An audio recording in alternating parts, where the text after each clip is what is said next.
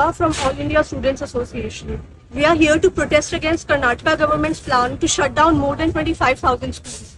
This move is in violation to the right to education, as it makes education unaffordable and practically inaccessible to lakhs of children.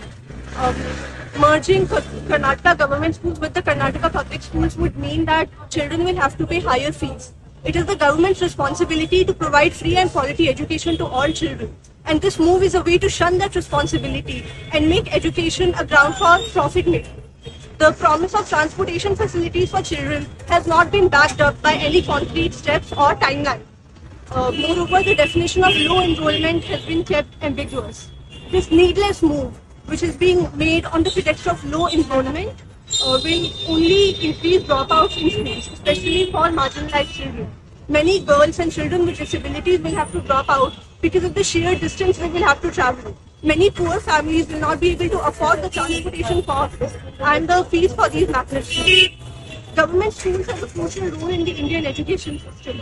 And instead of fixing the problems of low enrollment, poor teacher-student ratio, and poor infrastructure in these schools, the government is shutting them down.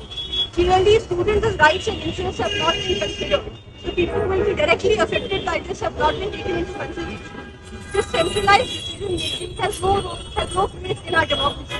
Karnataka government, which is already reducing investment in the education sector and is delaying the promised state education policy in lieu of the NEP, is trying to implement the provisions of NEP without calling it done. The heavy loan of 2,000 crore rupees that has been taken from the Asian Development Bank specifically for this project, it comes with the motive of increasing private ownership in the education sector. But they are not fooling anyone. We will not stay silent in the face of this attack on education. Karnataka government must listen to the demands of the people.